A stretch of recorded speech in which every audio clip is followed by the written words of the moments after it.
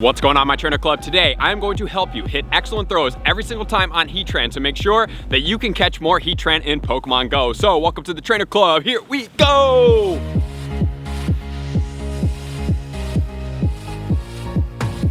Welcome back, everybody. Let me know in the comments below, how did you do on your Heatran catching? And before we get into it, just one quick announcement. thetrainerclub.com, no www, is going to take you to get one chance, 48 hours to get my camo hoodie. So if you want to get some, we have snow, camo, and black at thetrainerclub.com. So make sure to take advantage of that before Wednesday at midnight Pacific time. So getting right back into it, we have Heatran out in Pokemon Go. So if you haven't checked out my full counter guide, you definitely want to check it out because Heatran has a humongous weakness that's going to be ground. So we want to make sure that we match up against Heatran with the best parties to our abilities and we take it down the easiest. So everything you need to know, Heatran counter guide, which you can check out up here, or I'll also put it at the end of the video as well, so you don't have to click away from this one right here. So as far as Heatran goes, it's going to be a fire and steel type Pokemon as we have checked out, and we will check out the best of the best tomorrow as well. But it's going to be fire and steel. So it's going to be boosted in the sun as well as the snowy weather.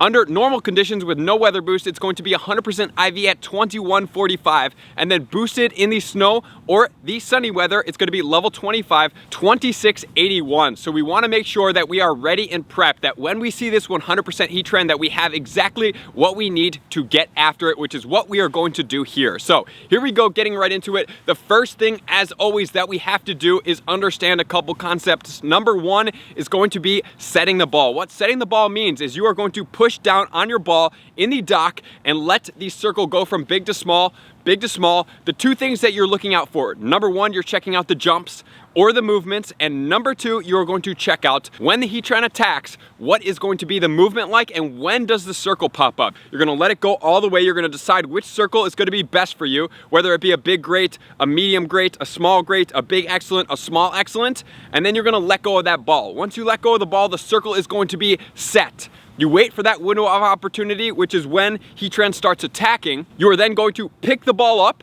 spin it or straight ball it, and you need to throw and release it before the Heatran is done attacking. If done properly, that circle will always be at that radius that you set. However, if you are to release it a little bit afterwards or a little bit late, there's two scenarios that can happen. Number one, if it's so late, you can actually get a resize of the circle because you'll have the ball in your finger as the attack finishes, and then the circle is going to start to resize, and you'll throw it and it'll be like a big nice, and you'll be like, oh, that circle set trick doesn't work. It works every time. I've done 3,000 raids, many more balls thrown, and it works every time, trust me. The other thing that could happen is if you release it too late, Heatran can do a double attack. So in between the attacks, there's going to be another window of opportunity that you're able to nail the Heatran right in the center to be able to maximize on this throwing ability. So Heatran will finish its attack, and then there will be a circle pop up, and then if it's going to do a double attack, it will circle and start again, which then makes the circle disappear. So you need to find that perfect release point, which is why you are here today, to make sure that we maximize on Heatran and Pokemon Go, so that number one, we have the circle size set, number two, we know where to release it, and then number three, we know the exact movement of what Heatran does and when we are releasing it to time it up perfectly, so that if you happen to run into a 100% IV, you can catch it with ease without having to worry about it. Maybe not the easiest thing as always, because there is still a potential that it runs, which we will check out. How do berries influence catching Pokemon, and how do the excellent throws compared to the great throws, compared to the nice throws, compared to no throws at the end of the video. So if you want to check that out, I always put those at the end of the excellent throw tutorials so you guys can know exactly what's going on if you ever need a refresher. So there is a difference. You definitely want to check that out. So after you have everything done, you have the timing prepped, you have the ball set, you have your circle locked, you have your throw timed in, and you have the timing of the Heatran's attack down, you are now ready to hit excellent throws every single time. So now we are going to get into the slow motion with the highlights to make sure that you know exactly where this release point is and exactly what it looks like. And I'm even going to mirror it for those people that throw clockwise with your left hand or right hand. So let's get into it right now. Here we go, guys. Excellent throws every single time on Heatran. The first thing we're going to do is set the circle. As always, we hold down the ball in the dock and we just let the circle keep resizing. And the goal here is to watch Heatran do its attack. We want to see how it does its attack, what it looks like, how long the circle disappears for. That's what we're gaining right now from all this knowledge. So the slow motion right here is basically seeing, watching it step back, and then boom, the circle pops up. So here's about the biggest great throw that we can possibly get. So if you're a beginner, that would be a great throw for you. Now we're going to get a smaller great throw, which about right before we get to the excellent throw, and which right here is the biggest excellent throw that we can possibly get. And then we're going to go all the way down to the smallest excellent throw that we can possibly get. A little bit smaller than this, but that's pretty small. And so the first throw, I actually thought it was way closer than it actually was. As you can see right there, I threw it way short. So now we're going to get into everything you need to know as far as the excellent throw goes. So here it goes. Excellent throw, boom, perfect timing. And it was actually, if you play close attention, as we're going to see right here, it actually was about to do a second attack, which we beat. So I only do 2 full circles on this one. I know sometimes you guys have seen me do 3 or 4, but 2 circles on this one. So now we're going to start highlighting it so you guys can see where my circles are. There's the up, the down, the up, the down, and then the release point right there. And then boom, we're going to hit it. And then right here, Heatran's about to do a second attack. As you saw, its foot moving, because the foot is going to be the initial start to the attack. So here is the first up that we do, and the exact circle circumference radius that you spin in is not super important, but if you guys want to model after me, you can definitely do so. So here is going to be the bottom, and then we're going to bring it all the way around to the top. Notice as I'm about to release, the ball starts gaining speed, and I'm going to really dip it down pretty far here as we bring it down to the bottom.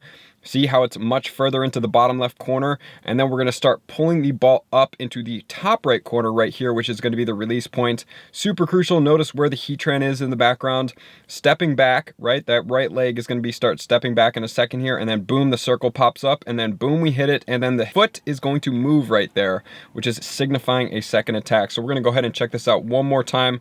Regular slow-mo speed with no stops.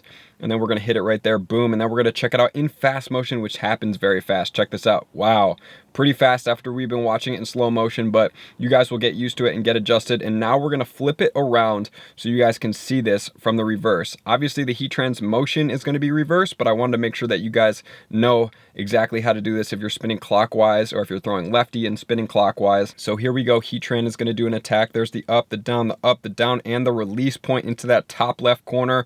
And then boom, we're going to hit Heatran every single time. That's going to do it, everybody. What did you think? That is definitely how you hit those excellent throws every single time on Heatran. You can definitely do so. And if you do get a shiny, it is a 100% catch rate. Let me remind you to make sure to give it a pineapple berry to get double the Heatran candy. The only thing you have to do is catch it. So still practice setting the circle while the Heatran is there, because you don't want to throw so many balls, get nervous, and then miss all the balls and not be able to bring home that shiny Heatran. Because all you got to do is hit it unless you're speed locked, which if you want to know what more about speed lock, you definitely have to check out my video up there. So now we're going to get into how do berries influence catching, including how do the different size circles influence catching Heatran and Pokemon Go. So let's check that chart out right now. If we start at the very top with a normal throw, nothing onto it, it is a 2.17%. So I just wanted to make a quick note here that the pineapple berry is the exact same as using no berry, because it does not have an increased catch rate bonus as do other berries. So the raspberry is a 1.5 times multiplier, the golden raspberry is a 2.5 times multiplier, and the silver pineapple, which is a newer berry, is a 1.8 times multiplier. So it is in between, not directly in between, but a little bit increased from a raspberry, definitely decreased from a golden raspberry, but then you also get the double candy. So this is one thing that you may want to take into account. If you really don't like the Pokemon, you may want to go with a regular pineapple berry, but that's literally like using no berry. So if you did a normal with no curve, it's a 2%, but you can get it all the way up to a 6.67%, which is not all that good. However, the silver pineapple berry will bump you up. It is the better option, but note that you will be using a lot of silver pineapple berries on the legendaries. If we then add a berry, a raspberry, and let's say we were to do a great throw with a curveball, we now have 8%. However, if you notice, the top left is going to be the least percentage chance of catching it. All the way to the bottom right is going to be the most chance. So the ultimate thing you can possibly do, that's why I teach you these excellent throws, is golden raspberry, curveball, excellent throw, because it's going to make the biggest difference. It's going to go from a top left 2.17% all the way to the bottom right of a 15.85%, almost 16%, which is absolutely mind-blowing, the difference, because you do this every single time. I'm telling you, you guys think like, oh, I caught it on a bunk throw, like, but all the bunk throws you're not always going to catch it on. That could have just been like a glitch that like, hey, I didn't hit it, but I had a golden raspberry, right? I threw a curveball, so I'm at 8.9%. That's pretty good compared to doing nothing with no berry at a 2.17%. So just with the golden raspberry and only a curveball, you're getting an 8.9%.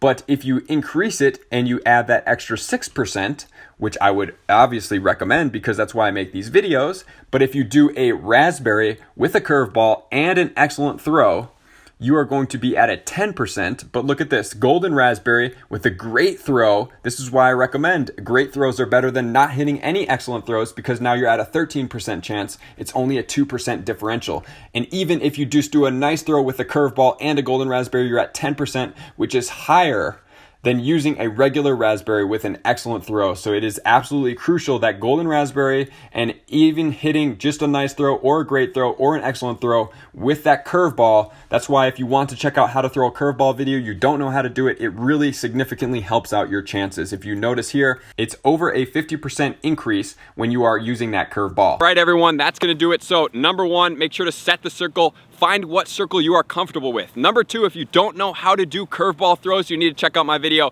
and you need to just give up on straight throws and go straight to the curveball throws, because as you just saw, curveball throws do make a difference. Number three, you need to get down the timing. You need to make sure you're practicing and releasing in the same manner every time, and still shoot for the dead center of the Pokemon, because if you're doing a great throw and you're hitting the middle, that is in an excellent throw. If you literally can hit the middle of the Heatran every single time, or any Pokemon for that matter, you are ready to hit excellent throws every single time. But sometimes when you shrink that circle, we get a little nervous and then we do things a little bit different. But if you're practicing under no pressure, under great throws, you are going to be ready for the excellent throws. Trust me, that's how I did it too. Check out the counter guide. Make sure to get out there with all your friends and get those shinies. Raid hours coming this week. I can't wait to do some vlogs for you guys. I super appreciate all you guys for being here, and look out for those 100% IVs, 2145 normal conditions and 2681 in boost, level 25 in the sun and the snow. So stay warm or stay cool if you're in the sun and it's warm where you're at. So I appreciate all you guys, all my likers, commenters, subscribers, and Patreon members for taking your subscriptions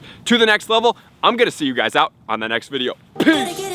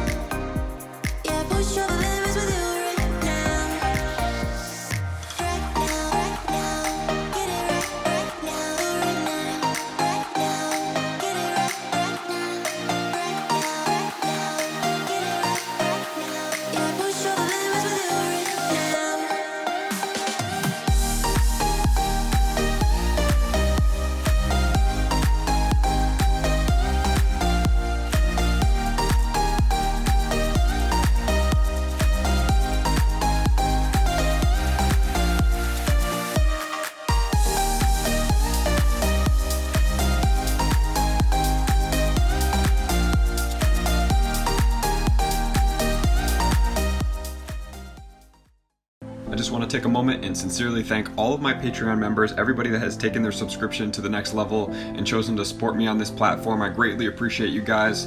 As a growing channel and really trying to grow and improve as much as I possibly can, I really appreciate the extra support. You guys mean the absolute world to me. I cannot wait to connect with you soon, and I appreciate you guys all for being a part of the Trainer Club. I will see you guys out on the next video.